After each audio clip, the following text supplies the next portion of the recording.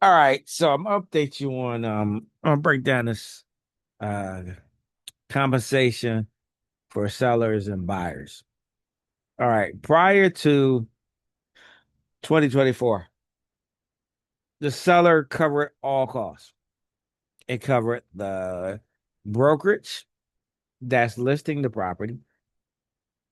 So it was a fee. Whatever the fee that the seller paid, that was split between the broker and then the buyer's agent. All right.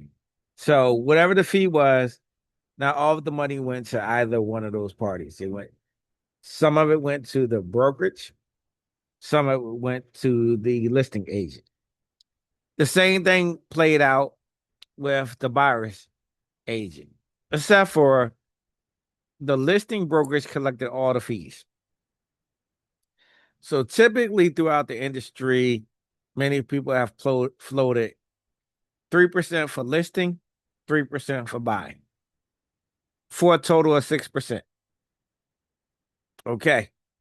With this change in 2024, it's no longer that way to a degree. So I'll explain it to you right here. So I basically did a search, but I already know the answers to this, but I just wanted to see what's out there in the public. All right, since 2024, industry practices changed. Compensation is fully negotiable, and buyer agents' compensation cannot be advertised on an MLS. A buyer's written agreement must clearly state the agent's fee or how it will be calculated. Okay. So let me put this in layman terms so you can understand it. You go to list your property, you call a brokerage and it has an agent. The brokerage might fill the call, an agent gets assigned, or an agent. Like in your case, you already know an agent. All right. So when you sign the listing agreement is first with the brokerage. The brokerage is the governor, basically. It governs, what's going on with the agent, what's going on with the listing, so on and so on. So the seller pays from their settlement proceeds at closing, whatever fee that you negotiate. Typically, most full service brokerages, and what I mean by full service is full services do what I do. It advertises, it markets, it negotiates. It takes care of every single thing. You have companies out there that don't do that. The fee looks more attractive, but you don't get everything that you get, not even close to what you get when you go to a full service brokerage. All right. Which is difference between itself. The full service brokerage markets the property way more than these other companies. They don't do really nothing. They just put the property out there. Okay, now the buyer's agent. Buyer, who possibly pays for the buyer's agent? Buyer, seller, or both by negotiation. What does that mean? I'm gonna break it down on another form that I just basically wrote up in a few seconds. All right. Um, a referral agent receives a referral fee. That's just a person that says, "Hey, I got a seller, but I'm not a full-time agent operating, selling, listing, and helping buyers buy properties. They just refer the person to another agent that's doing so." Okay.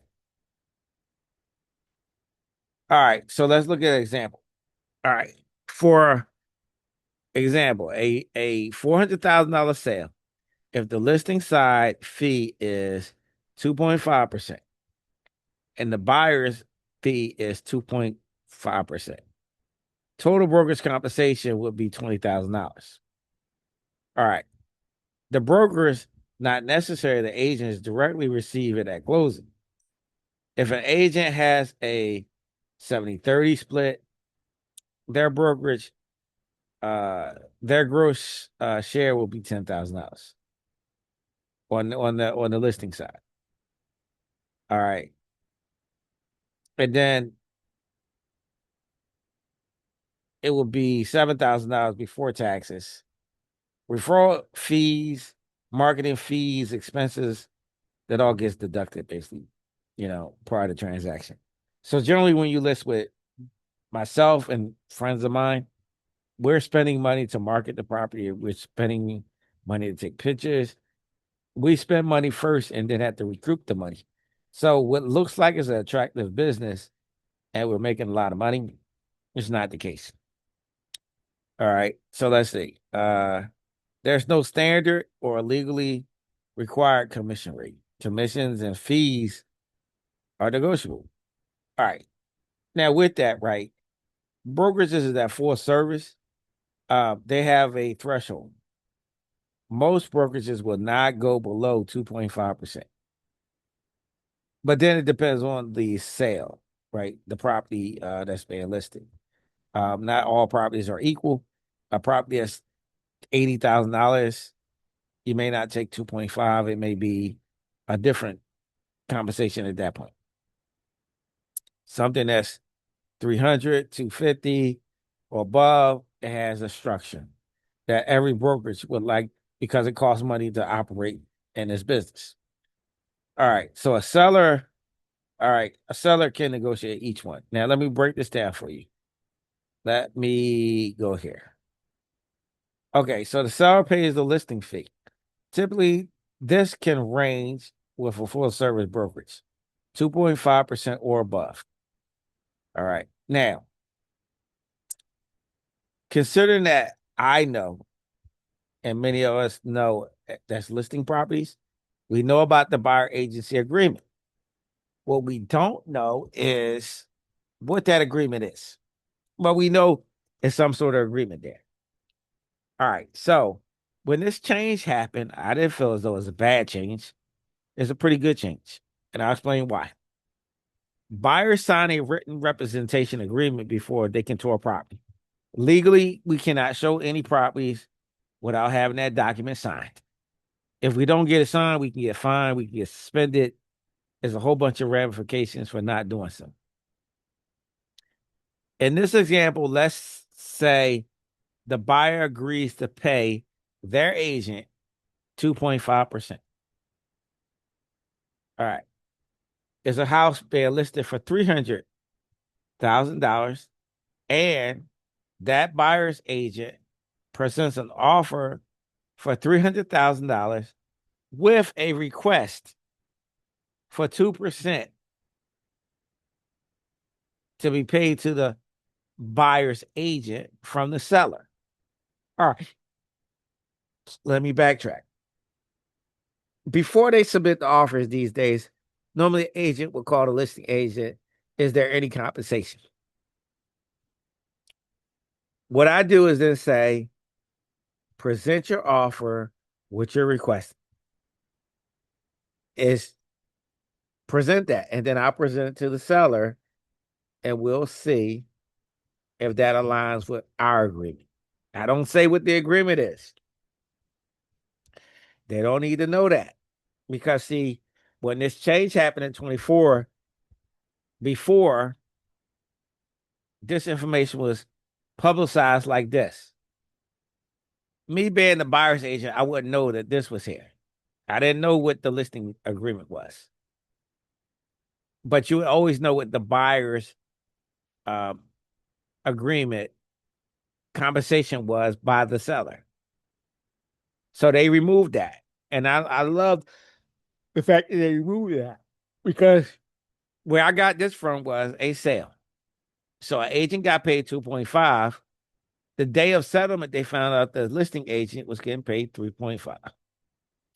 Some people will get upset about that. Me, that was just the way of doing business. But now that's reversed, because when they put this offer in, I tell them to submit what they would like to receive in compensation. All right, so let me give you an example. We're offering 2.5%. If they said they wanted 3%, who pays the remainder? Not the seller. Maybe not even the buyer, right? Because it depends on their agreement. But let's say it's 3%, and they agreed uh, with their buyer's agent 2.5. Well, that buyer's agent can't get if it's three. Let's say we offer 3%. The buyer's agent can't get the 3% because their agreement with the seller, with their buyer is 2.5. All right. So this is why I like this better than the way it was done before, because we don't have to tell what you're offering. We can talk amongst ourselves and say, just in case, if there's a shortage there, what are you willing to pay?